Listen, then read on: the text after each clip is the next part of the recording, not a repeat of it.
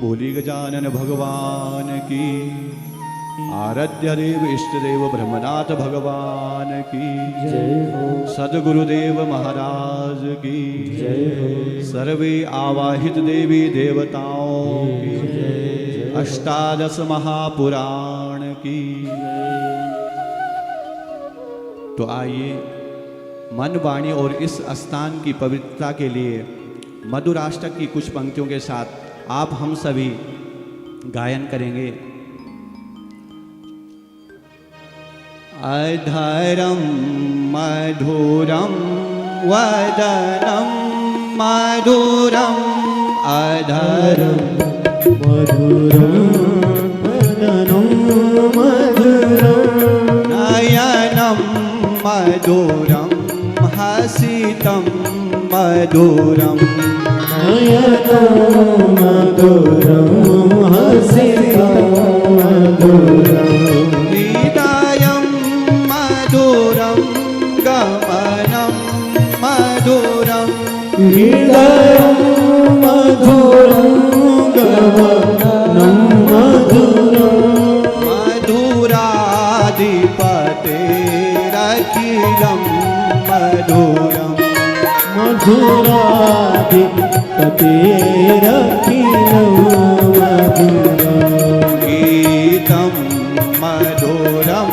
पीतं मधुरं गीतं मधुरं पीतं मधुरं भूक्तं मधुरं सुप्तं मधुरं युक्तं मधुरं सुप्तं मधुरं रूपं मधुरं तिलकं मधुरं रूपं मधुरं तिलकं मधुरं मधुराधिपतेरखिलं मधुरं मधुराधिपतेरखिलं मधुरं गुञ्जा मधुरा माला मधुरा कुञ्जा मधुरा माला मधुरा यमुना मधुरा बीजी मधुरा यमुना मधुरा वीची मधुरा सलिलं मधुरं कमलं मधुरं सलिलं मधुरं कमलं मधुरं मधुराधिपतेरखिलं मधुरं मधुराधिपतेरखिलं मधुरं गोपा मधुरा गाओ मधुरा गोपा मधुरा गावो मधुरा यष्टिर्मधुरा सृष्टिर्मधुरा यष्टिर्मधुरा सृष्टिर्मधुरा ललितं मधुरं फलितं मधुरं हरितं मधुरं हरितं मधुरं ललितं मधुरं फलितं मधुरं हरितं मधुरं हरितं मधुरं मधुराधिपतेरखिलं मधुरं मधुराधिपतेरखिलं मधुरं मधुराधिपतेरखिलं मधुरं मधुराधिपतेरखिलं मधुरं बोले ब्रह्मनाथ भगवान की। प्रातः स्मरणीय आराध्य देव ब्रह्मनाथ देवता व पूज्य गुरुदेव भगवान जी वांग्मय स्वरूप यहाँ पर उपस्थित अष्टादश महापुराण व मंडपस्थ स्थित विभिन्न जगहों से आए हुए देवी देवताओं और अष्टादश पुराण वक्ता के रूप में यहाँ पर सभी विद्वान आचार्यगण वक्तागण व इस मंडप के मंडपाचार्य आदरणीय श्री गुरुजी सेमाल जी, गहरोला जी, जोशी जी व इस यज्ञ समिति के सभी कार्यकर्तागण, अध्यक्ष महोदय और सभी प्रत्यक्ष और अप्रत्यक्ष रूप से इस कार्य में जो सहभागिता निभा रहे हैं, उन सभी के चरणों में आपके इस अनुचरण का कोटिशः अभिनंदन प्रणाम।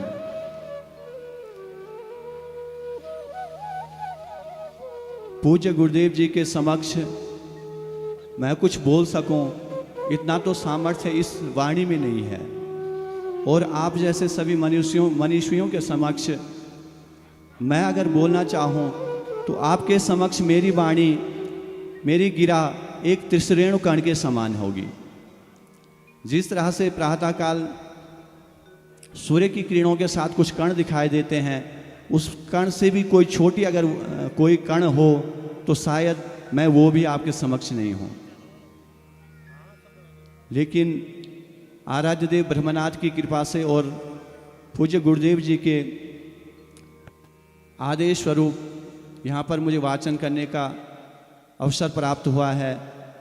आशा करूँगा कि मैं ज्ञान के सागर प्रकाश पुंज गुरुदेव जी के समक्ष और अन्य सभी मनुष्यों के समक्ष कुछ बोल पाऊँ।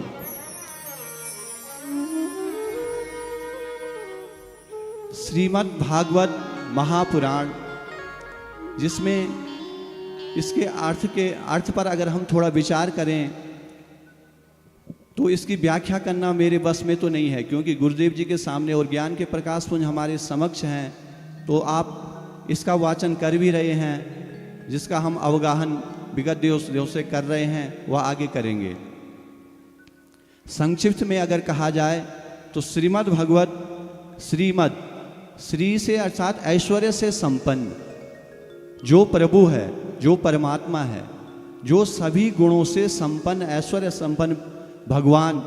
और भागवत शब्द का अगर हम अर्थ करें तो भागवत शब्द का अर्थ कई व्याकरणों ने, विद्वानों ने अपने अपनी तरह से विस्तृत कहा है। सूक्ष्म में अगर एक तत्वार्थ में अगर इसकी बात करें तो भागवत शब्द में भा जो सबसे पहले वर्ण आता है, उससे जो है भा अर्थात भूमि, और भा में जो आ आता है उससे आ अर्थात अग्नि। ता से जो हम देख सकते हैं गगन, गा से गगन और वा से वायु, और लास्ट में जो ता शब्द है वो तोय अर्थात नीर, जल। और यही जो है पंच तत्व जो है इस सृष्टि के निर्माता भी हैं, पृथ्वी जल तेज वायु आकाश। और भागवत के जो 12 स्कंद हैं उसमें सभी का वर्णन है, पंच तत्वों का वर्णन है, कृष्ण भगवान कृष्ण की विभिन्न लीलाओं का वर्णन है। और पूरा जिससे यह सृष्टि बनती है उन पंच तत्वों का समागम भागवत शब्द में ही सन्निहित है। इस भागवत महापुराण में 12 स्कंदों में 335 अध्यायों में और 18,000 श्लोकों में वेदव्यास जी ने इसकी रचना की है, और जिसमें भगवान कृष्ण की अनन्य लीलाओं का और अन्य सृष्टि कर्म, जल, पृथ्वी, तेज, वायु, आकाश सभी का विस्तृत वर्णन मिलता है। तो इस पर विस्तृत व्याख्या तो हम आप पूज्य गुरुदेव जी के मुखारबिंद से हम सुन ही रहे हैं। मैं नहीं समझता हूं कि मैं इस पर ज्यादा विस्तृत बोल सकता हूं। आगे कथा प्रेमियों, इस कलयुग में सत्संग की महिमा बताई गई है, और सत्संग भी कैसा केवल भगवान का भजन और भगवान की कथा का श्रवण करना।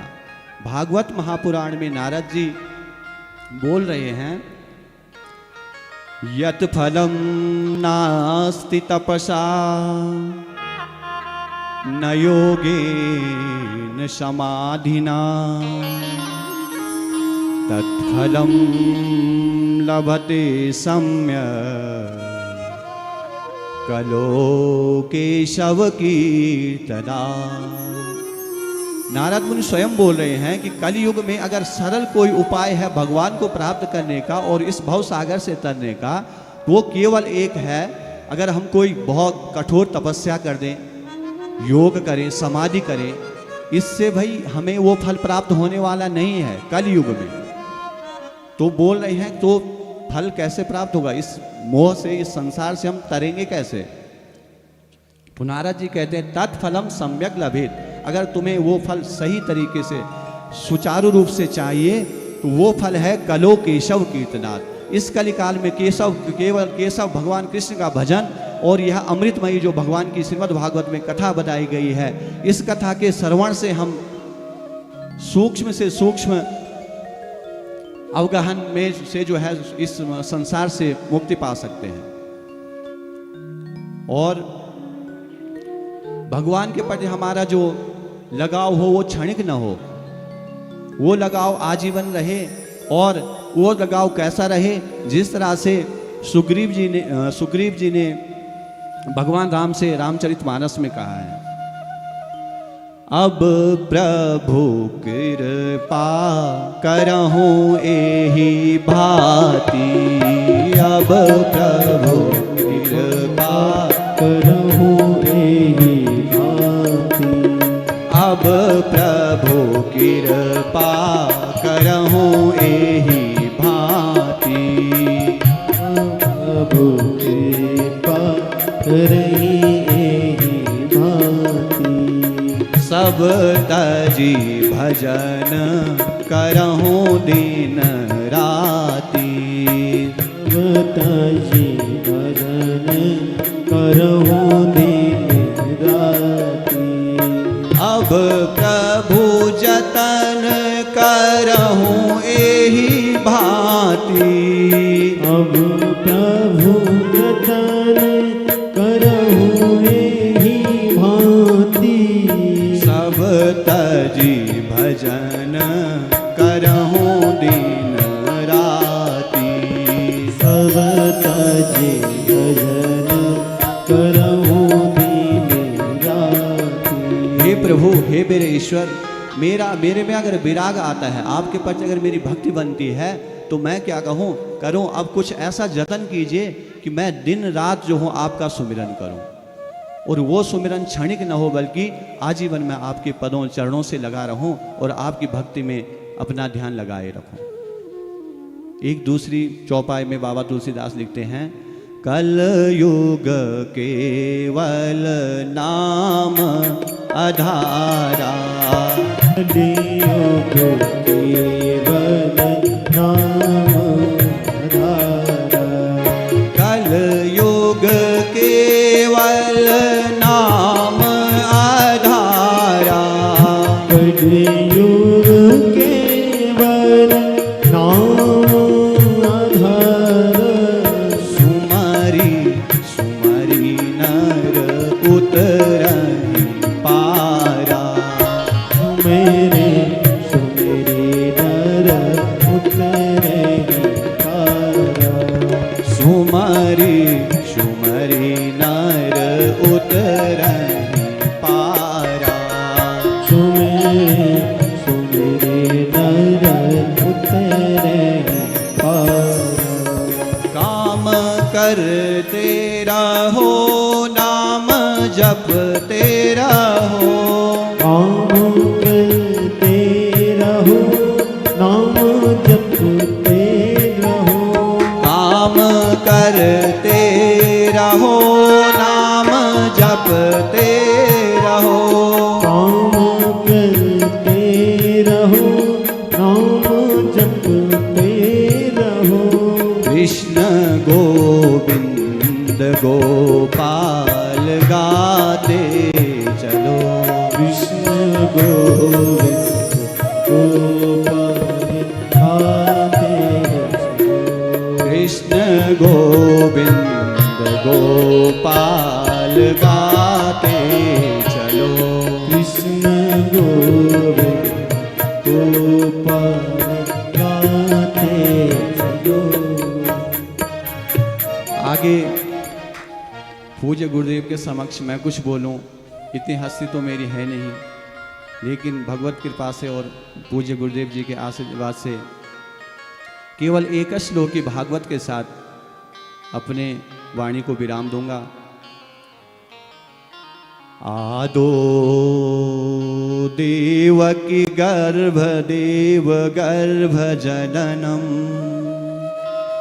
गोपी गृहे वर्धनम माया पूतन जीव पाप हरणम गोवर्धनो धारणम कंसद्वेदन कौरवादिहननम कुन्तीसुता पालनम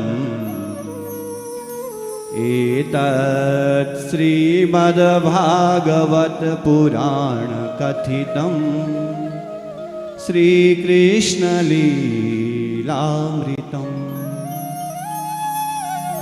इस भागवत महापुराण में भगवान की अनन्य लीलाओं का वर्णन किया गया है, जिसको इस श्लोक के माध्यम से संक्षिप्त अति संक्षिप्त में बताया गया है। सर्वप्रथम भगवान ने माँ देवकी के गर्भ से जन्म लिया, पश्चात उन्होंने गोपी गृह जाकर के वहाँ बड़े हुए, गोपियों के साथ पले बड़े, और माया से जो है जितने भी राक्षसों का उन्होंने हरण किया और जीव के संताप को हरण किया। पश्चात उन्होंने गोवर्धन को अपने उंगली पर धारण किया और कंस का वध करके और कौरवों का मर्दन करके और कुंती के जो शुद्ध पांडव थे उनका पालन किया।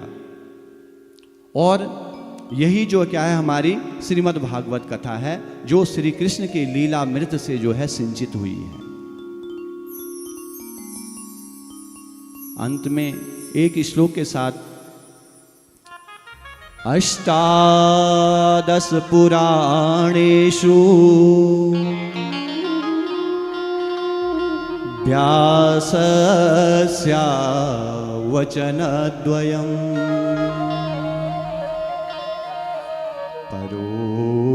परोपकाराय पुण्याय पापाय परपीडनम्। सज्जनों, ये जो हमारे अष्टादश पुराण हैं, इनका अगर हम सही शब्द में वास्तविक उसमें एक सार रूप में देखें तो व्यास जी ने इसमें एक ही बात समझाई है। अष्टादश पुराण में जो है एक ही बात कही गई है,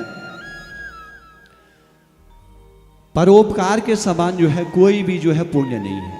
हम बोलते हैं धर्म करो, कर्म करो, व्रत करो, तप करो, नियम करो, योग करो, लेकिन अगर वास्तविकता देखी जाए तो परोपकार, दूसरे का उपकार करना, हमसे किसी का बुरा ना हो, हम सभी का भला करें, उस उपकार को ही जो है उन्होंने पुण्य कहा है। पुण्य की परिभाषा उपकार अर्थात दूसरे का भला करना। और दूसरा जो वचन उन्होंने कहा है पापाय परपीडनम, पाप के समान जो है, जो पाप है वो क्या है? पर पीड़ा। दूसरे को अगर हम दुख दे रहे हैं, कष्ट दे रहे हैं, किसी को सता रहे हैं, हमारी वजह से कोई कष्ट पा रहा है, तो वही जो है पाप है, पर पीड़ा ही पाप है। इन्हीं शब्दों के साथ भगवान नाम संकीर्तन के साथ अपनी वाणी को विराम दूंगा। केशवा माधवा हे देवा मधुसूदना, केशवा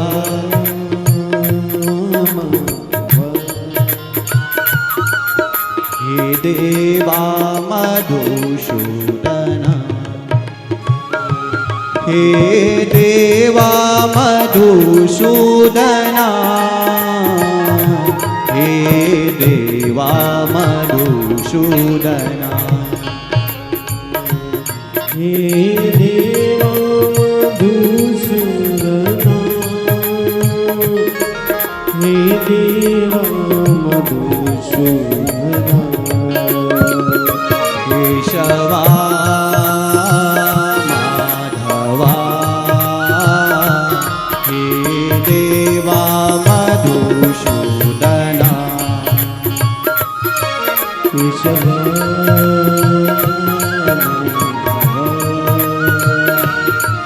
हे देवा मधुसूदना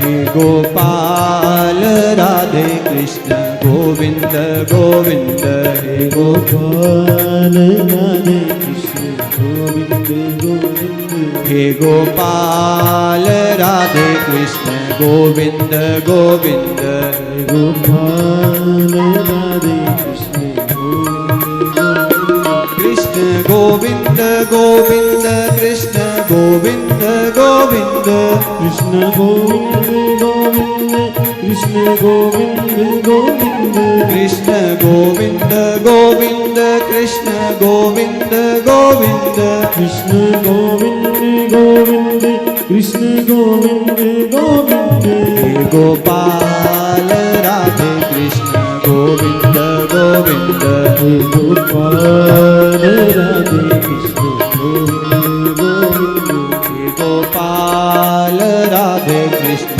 गोविंद गोविंद गोपाल राधे कृष्ण गोविंद गोविंद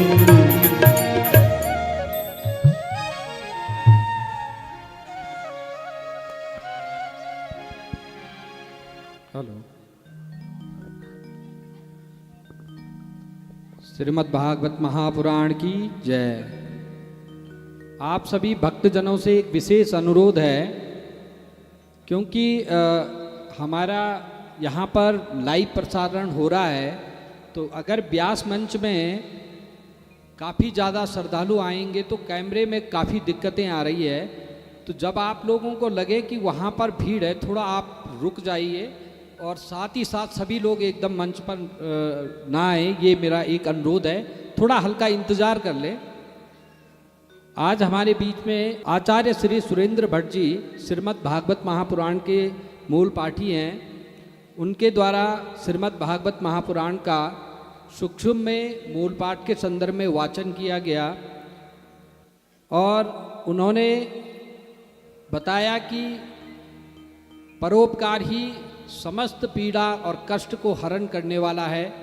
विद्वत आचार्य जी का जो संबोधन और वाचन रहा, इसके लिए बहुत बहुत साधुवाद।